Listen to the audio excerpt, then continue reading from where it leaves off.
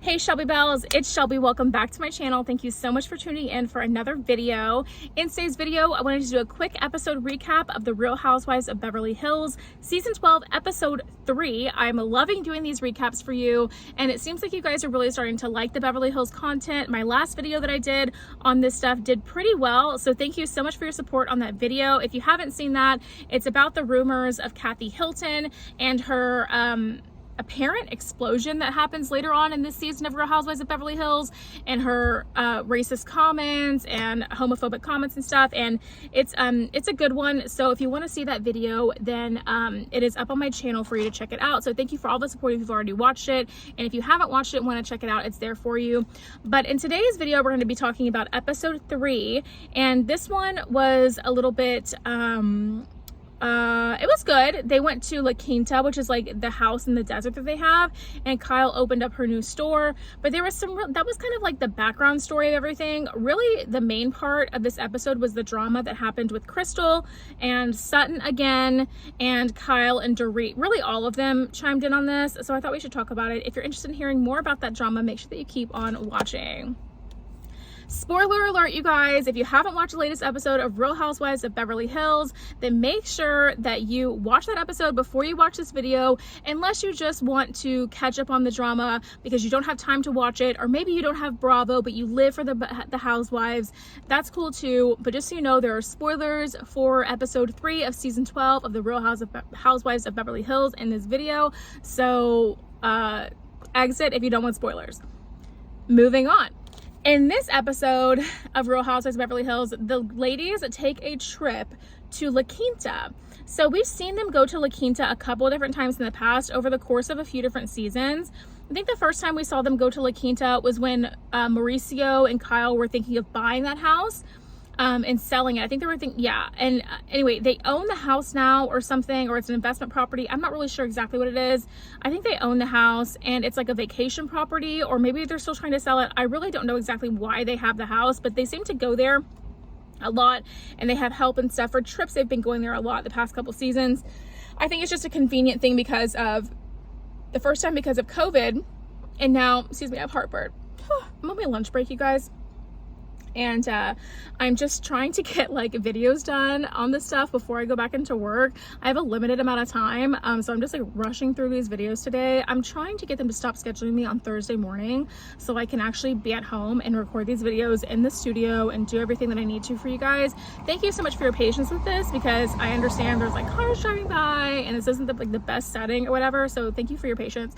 But and then I think that they went to La Quinta this time because Kyle is opening up a store in the desert out there. So the store she sells like caftans, and it's like a clothing store with like very Kyle Richards style, not necessarily my style, but they're cute or whatever. So they had the opening of that, and that was really nice. We did see Teddi Mellencamp on there. So Teddi Mellencamp was a housewife from a few seasons back, and she made a little appearance on that video. Really, really cool to see Teddi. And then we saw, and then we kind of get into the drama, right? Because they're on a trip. Whenever the girls go on a trip, or whenever they're all together, like in a setting like that, there's always drama.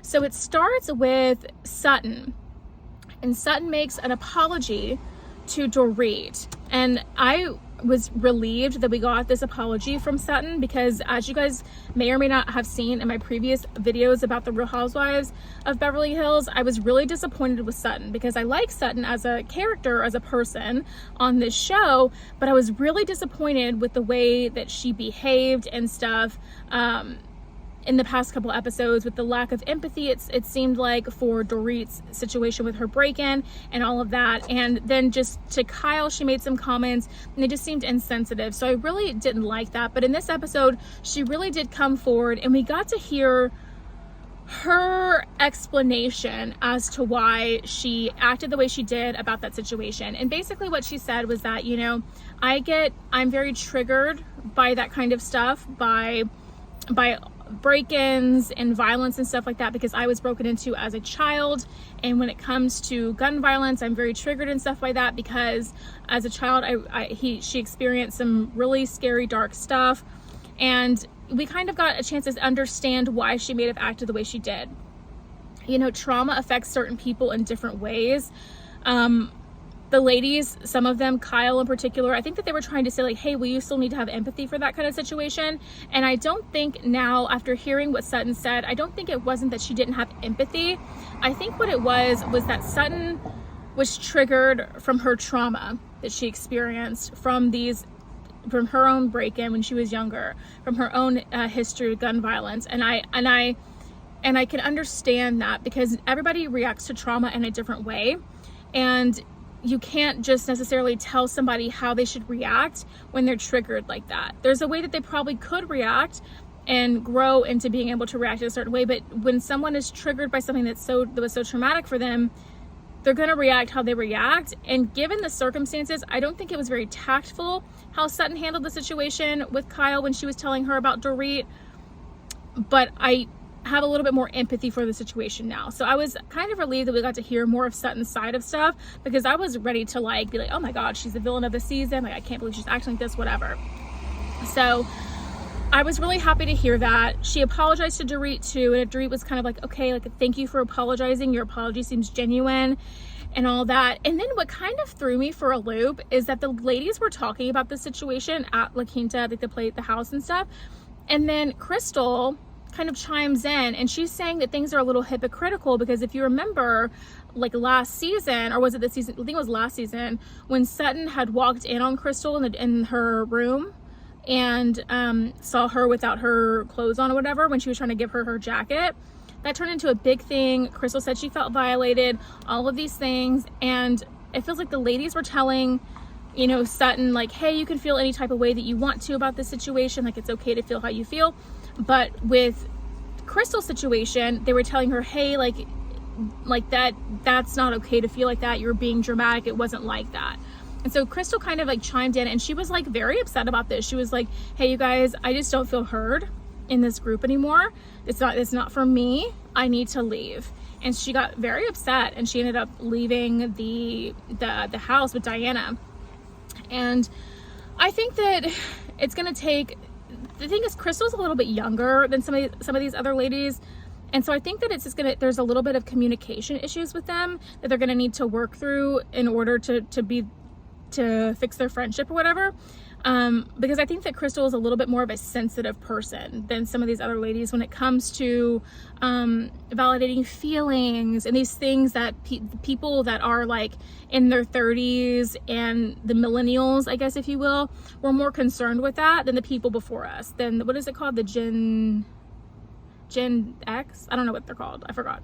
But the people that are the generation before us are not concerned about that, people's feelings and tiptoeing around stuff, but we as millennials are. And I think Crystal is right on that borderline of still being a millennial. So anyway, that's kind of like, I don't know, I think that they're going to be able to work it out, but I think that it's going to take understanding from both sides on how they innately think as like people to kind of get there. Anyway, I thought this was a really good episode, and I'm happy they cleared up this stuff about Sutton, because I was really, really not into what they were saying about Sutton and everything, but now I'm feeling a lot better about the situation, which is great. Anyway, let me know what you guys thought about this episode in the comment section down below. Are you happy Sutton stuff got cleared up? Were you always like kind of on her side the whole time? Did this not clear anything up for you? Do you think Crystal is valid in her feelings? Do you think she's being dramatic too? Let me know what you think about all that drama in the comment section down below. I'd love to hear from you. And that's going to be it for today's video, you guys. If you did enjoy it, make sure you give me a big thumbs up, subscribe to my channel down below. Don't forget to ring the bell so you're notified of all my future videos when they do post. Remember, all Shelby bells ring the bell. And yeah, if you enjoyed today's video, YouTube should be suggesting a couple more down here for you to choose from, so I'd love it if you did that. And aside from that, I'll see you in the next video. Bye, guys.